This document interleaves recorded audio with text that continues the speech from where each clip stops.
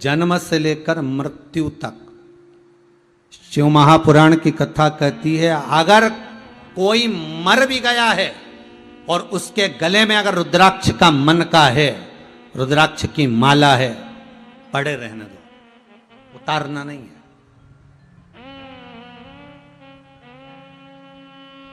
उतारना नहीं है। अगर मर भी गया तो भी पड़े रहने दो। हाँ, अगर रुद्राक्ष सोने में है तो फिर तो उतार लो। सोने में होगा तो फेंकेगा कौन? कौन जलाएगा? हाँ, उतार लो। पर रुद्राक्ष का मन का, मान लो अगर धागे में पड़ा हुआ है आपके, तुलसी भी अगर सोने में होगी तो रात को उतार लोगे, रुद्राक्ष भी अगर सोने में होगा तो रात को उतार लोगे, पर वही तुलसी वही रुद्राक्ष अगर मान लो धागे में पड़ा हुआ है तो कौन उतारेगा? जाने दो। और वो रुद्राक्ष अगर आपके गले में पड़ा हुआ है, अंतिम समय तक पड़ा हुआ है, और मर भी गए, परिवार वालों से कह कर जाना, तन पर से सब नोच लेना, पर मेरे गले में जो रुद्राक्ष है उसको निकालना मती। वो रुद्राक्ष मेरे साथ अंतिम संस्कार में भी मेरे साथ होना चाहिए। मेरा शंभू, मेरे शंकर मेरे हृदय में है और वो मुझे शमशान में मिलेगा। ये रुद्राक्ष के बल पर मिलेगा, आखिरी में वही मिलना, कोई दूसरा नहीं।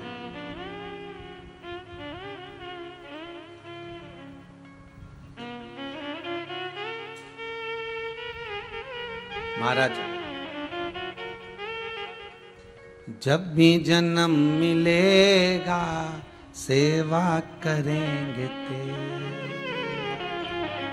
कहते तुमसे बाबा शरण रहेंगे तेरे। जब जन्म मिले, कहते हैं, शिव महापुराण की कथा कहती है, सुंदर भाव लिंग पुराण का वर्णन करता है, स्कंद पुराण कहती है रुद्राक्ष छाती पर, हृदय पर है, और अंतिम संस्कार भी अगर हो गया है, वो रुद्राक्ष का बल इतना प्रबल होगा कि मृत्यु लोक से छुड़ा देगा, फिर परमात्मा के धाम में पहुंचा देगा, फिर जन्म नहीं होने देगा। वो रुद्राक्ष की महत्वता है।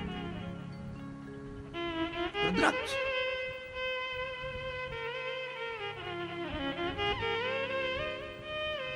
जैसे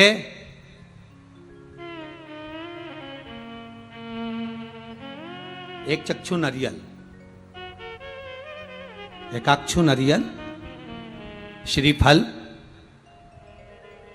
त्रिचक्षु एक चक्षु। श्रीफल देखा होगा, नारियल, नारियल में पीछे की ओर जहां से जटा होती है और पकड़ के जहां से फोड़ते नारियल को, उस जटा के पास में 3 छिद्र होते हैं।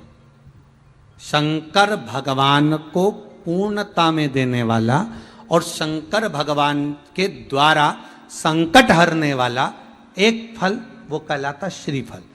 आपको पशुपति व्रत में कहा था कि पशुपति व्रत में उद्यापन में ना तो आपको ब्राह्मण का भोजन कराना है, उद्यापन में ना कोई जोड़ा जिमाना है, उद्यापन में एक काम करना है। क्या बताया था कि शंकर भगवान को 108 बेलपत्र समर्पित करना।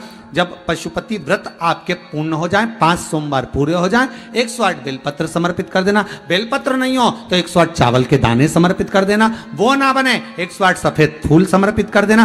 108 सफेद फूल भी नहीं हो, मूंग समर्पित कर देना। जो तुम्हारे पास में हो 108 वो समर्पित कर देना। और फिर एक श्रीफल नारियल लेना, उस पे 11 रुपए रखकर शंकर जी के मंदिर में शिव जी को समर्पित कर देना। ये उद्यापन हो गया पशुपति व्रत का। उस श्रीफल में, उस फल में, उस नारियल में 3 नेत्र होते हैं। नारियल का जहां जटा होती है, जहां से पकड़कर फोड़ते हैं, उसके उधर देखेंगे 3 नेत्र मिलेंगे, 3 छिद्र मिलेंगे। वो 3 चक्षु हैं। शंकर के 3 नेत्र हैं वो। और कितना सुंदर लिखा है महाराज, स्कंद पुराण के अंतर्गत वर्णन किया है, भविष्य पुराण के अंतर्गत स्मरण किया है। एक चक्षु नारियल मतलब 10,000 नारियल में एक नारियल ऐसा होता है, एक श्रीफल ऐसा होता है जिसके 3 नेत्र की जगह 1 नेत्र होते हैं। कितने नेत्र होते हैं? 1 नेत्र।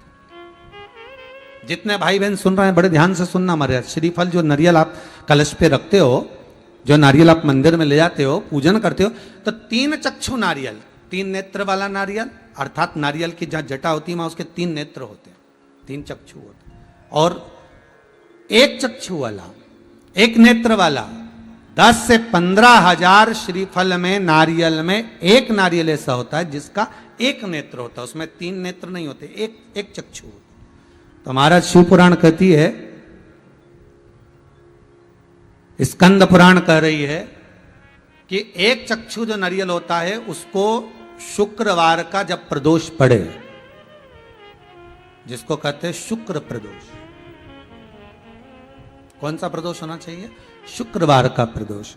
तो शुक्रवार के प्रदोष वाले दिन उस नारियल को एक बेलपत्री के साथ में महाराज अंदर तिजोरी में या अलमारी में, या आपकी जहां बरकत होती है, दुकान का जहां व्यापार व्यवसाय चलता है, अलमारी होती है या गुल्लक होती है या तिजोरी होती है या अलमारी होती है, उसमें उसको रख दिया जाता है। कब रखना है? शुक्रवार का प्रदोष के दिन। और शुक्र प्रदोष के दिन उसको रखने के बाद में दूसरा दिन, अर्थात शुक्र प्रदोष के दिन रख दो और शनिवार के दिन उसको निकाल लो, और निकालने के बाद उसको पूरे घर में घुमाने के बाद में श्री गणेश जी के मंदिर में, जो भी तुम्हारे घर में, तुम्हारे गांव में, तुम्हारे नगर में जो गणेश जी का मंदिर हो, उस मंदिर में ले जाकर उसको रखी आइए।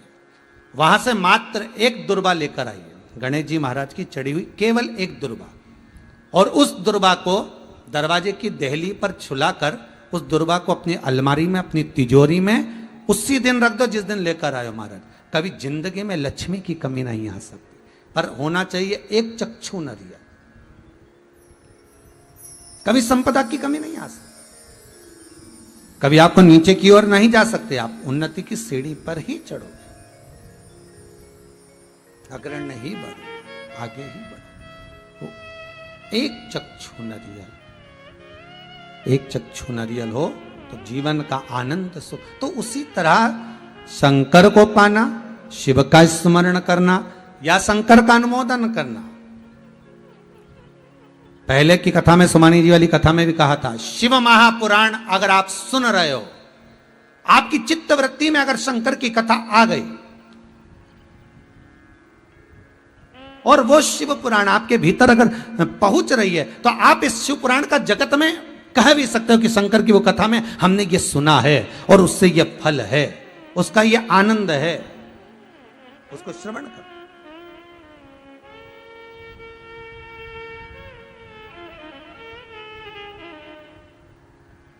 उस कथा को जनमानस तक मैं धन्यवाद दूंगा।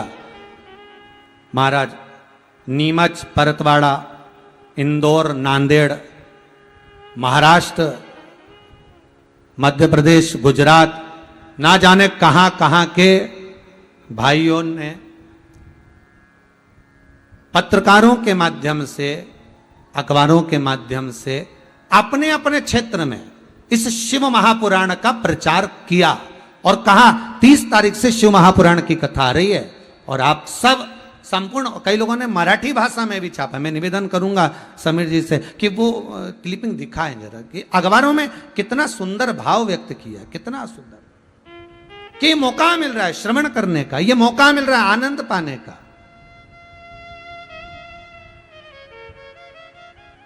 और इन सारे अखबार वालों को और जितने मीडिया वाले, इन सबको साधुवादता है मेरी, बहुत बहुत धन्यवाद, बहुत बहुत साधुवाद। महाराज अपने अपने क्षेत्र में कथा सुनो, श्रवण करो और अपने जीवन में उतारो, श्रवण करो और अपने जीवन में आनंद पाइए। महाराज 1 चक्षु नारियल हो, और वो 1 चक्षु नारियल जिसके 1 नेत्र हो, और वो नारियल अगर शुक्रवार की प्रदोष हो और प्रदोष काल में उसको अलमारी में, तिजोरी में रखा जाए बेलपत्र के साथ, और उसी श्रीफल को दूसरे दिन गणेश जी के मंदिर में संपूर्ण घर में, व्यापार में घुमाकर रखा जाए, वहां से मात्र 1 दुर्वा लाकर रखी जाए, कभी संपदा की कमी नहीं आ सकती। ये उसी तरह जैसे किसी व्यक्ति को रोग हो गया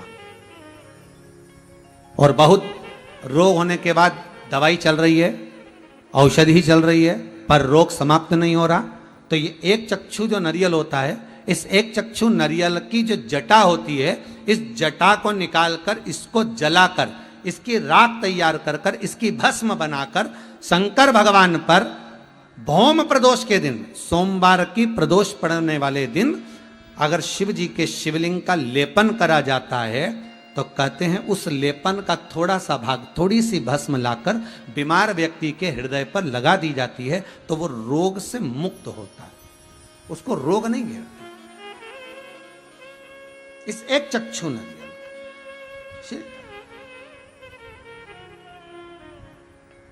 देवर्षि नारद आपने गलती करी है।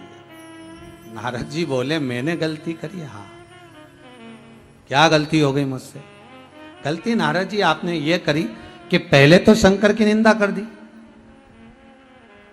ओहो। देवर्षि नारद बोले इसीलिए आपने मेरा सम्मान नहीं करा। भगवान विष्णु बोले ऐसा तो हो नहीं सकता कि मैंने सम्मान नहीं करा, सम्मान तो करा, पर अहंकार इतना समाया हुआ था, अभिमान इतना समाया हुआ था कि सम्मान आपको सहन नहीं हुआ।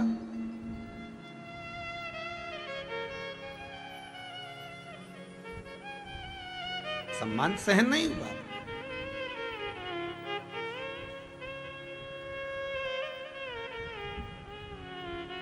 नारद भगवान को पाने का सबसे सुंदर तरीका है कलयुग केवल नाम आधारा, सुमर सुमर नर उतरहि पर। भगवान को पाने का सबसे सुंदर तरीका है भगवत नाम का स्मरण, भगवान की चर्चा, भगवान का भजन, भगवान का कीर्तन, भगवत स्मरण में डूबे।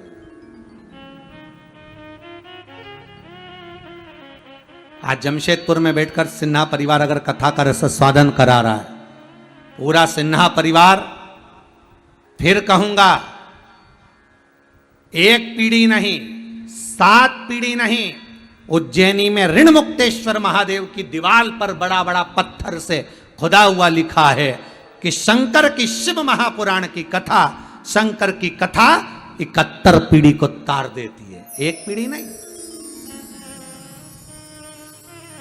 ना जाने कितनों को। और आप जितने लोग श्रवण कर रहे हैं, जितने लोग इस कथा को सुन रहे हैं, धन्यवाद आपको, बहुत बहुत साधुवाद जो आप इस कथा को अपने हृदय में उतार रहे हो, ना जाने कितनी पीढ़ी को तार रहे हो। ये कृपा है, ये करुणा है उस विश्वनाथ की।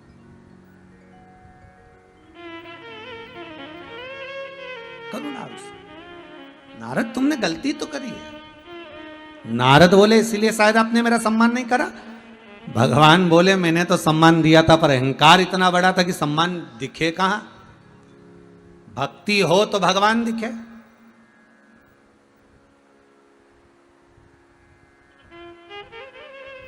पहले रेलवे स्टेशन जाते थे ना, तो स्टेशन पे वजन तोलने की मशीन लगी थी। आप लोगों ने देखी होगी जितने लोग कथा सुन रहे हो। स्टेशन पे, पहले बस स्टैंड पे, रेलवे स्टेशन पर वजन तोलने की मशीन लगी होती थी। उस पे चढ़ो, 5 रुपया 1 रुपया जो कलदार होता था वो उसके अंदर डालो तो एक स्लिप निकल के आती थी। इतना बड़ा कल्ली सी एक टिकट जैसी स्लिप आती थी। उसमें लिखा रहता था 55 किलो, 60 किलो, जो जितने किलो का होगा उतने किलो का निकली।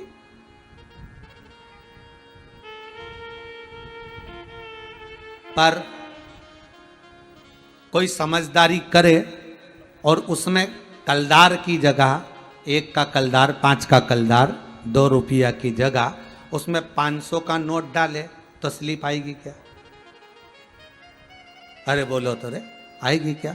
जितने बैठे हो टीवी के सामने, स्टेशन पर तुम वजन तुलवा रहे हो, पहले एक मशीन लगी होती थी, उस मशीन पे चढ़ो और एक कलदार उसमें डाला तो उसमें से निकाल, जितने किलो के तुम होगे उतना किलो लिखा आ जाएगा। 60 kilo, 50 kilo, 55 kilo, 30 kilo, 40 kilo, जितने की उतने। तो अब तुम एक प्रयास करना कि उसमें 1 रुपए की जगह, 5 रुपए की जगह 500 का नोट डालकर देखना, स्लिप आएगी क्या? नहीं, कोई स्लिप नहीं निकलेगी।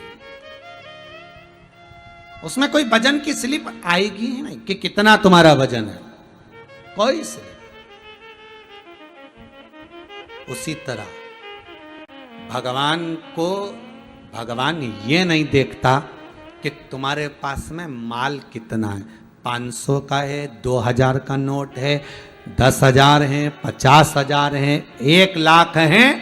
भगवान को कोई मतलब नहीं कि तुम्हारे पास में धन कितना है। भगवान तो ये देखता है कि एकाकार अर्थात एक नाम भगवान का, वो एक क्वाइन सिक्का अर्थात भगवत स्मरण कितना है, बस वो सिक्का ही भजन बता देता है। उसी तरह तुम्हारा भजन भगवान का द्वार बता देता है कि द्वार कब मिलेगा, वो सिक्का।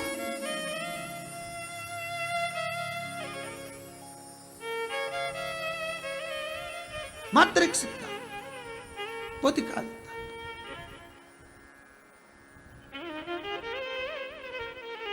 नारद तुमने गलती करी है। नारद जी बोले मैंने गलती, हाँ आपने मेरा सम्मान नहीं, भगवान बोले सम्मान तो किया था पर अहंकार के कारण सम्मान नहीं दिखा, वो सम्मान नजर नहीं आया आपको।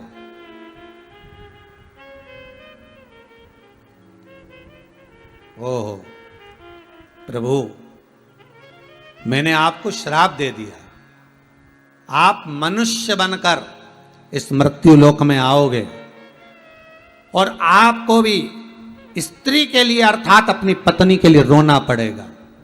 भगवान कह रहे हैं देव ऋषि नारद, ये तो सब कर्मों का भोग है जिसको भोगना पड़ेगा, इसको भोगना है।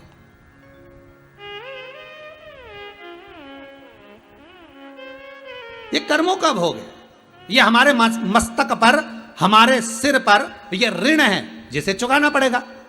एक ऋण तो मेरे राम जी के मस्तक पर भी था जो उनको कृष्ण अवतार में आकर चुकाना पड़ा।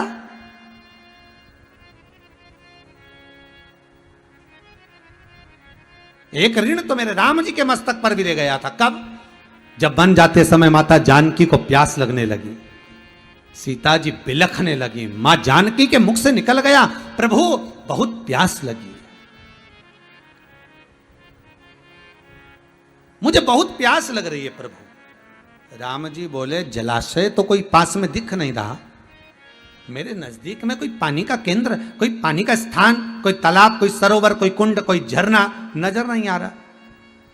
आज सीता जी बोली प्रभु आपको हाँ चलना चाहिए ना, तो जहां पानी हो ना उसके पास पास से चलना चाहिए, कम से कम पीने को तो मिल जाए। पानी नहीं मिल रहा, तड़प रही थी। वहीं पर एक मोर नाच रहा था, मोर नाच रहा है।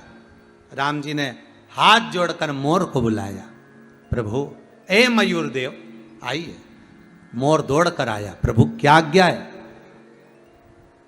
क्या आज्ञा है प्रभु। राम जी बोले मोर, हे मयूर, जानकी जी को प्यास लगी है, हमें पानी दिख नहीं रहा, आप उड़ते हो, ऊंचा बैठ जाते हो, आप सब दूर वन में जंगल में विचरण करते रहते हो, हे मयूर देव, हे मोर, आप बताओ ना पानी कहाँ है। मोर बोला प्रभु थोड़ी दूर पर पानी है, आप चलो मेरे साथ, मैं आगे आगे चलता हूं, आप मेरे पीछे चलो। राम जी बोले ठीक है, पर मोर ने कहा चलने में दिक्कत आई। राम जी पूछे वो कैसे। मोर बोला प्रभु चलने में ये दिक्कत आएगी कि आप तो पांव से चल लोगे पर मुझसे इतना चला नहीं जाएगा क्योंकि मेरे पंख इतने बड़े हैं, इतना मैं चल नहीं पाऊंगा। तो राम जी बोले क्या चाहते हो। मोर बोला एक काम करता हूं, मैं उड़ उड़ के चलूंगा और तुम पैदल पैदल चलो। भगवान बोले ठीक है। तो मोर बोला प्रभु चल तो दोगे पर मुझे एक बात बताओ, अगर मैं ज्यादा तेज उड़ गया और चले गया कहीं, फिर तुम्हें रास्ता कौन बताएगा, इसलिए एक काम करता हूं। भगवान बोले वो क्या। मोर बोला रास्ता मैं बताऊंगा, जहां जहां पर मेरा पंख गिरा पड़ा दिखे उसी रास्ते से तुमको आगे बढ़ते हुए आना है। राम जी बोले ठीक है। मोर चलता गया, उड़ता गया, पंख गिरते गए, राम जी चलते गए। राम जी के मन में आया मेरे पिता श्री दशरथ जी महाराज और मेरे गुरु बाबा ने बताया था कि मोर के पंख झड़ने का, पंख गिरने का भी एक समय होता है, एक महीना होता है, एक समय होता है, एक तिथि होती है। मोर के पंख झड़ने का भी एक समय होता है।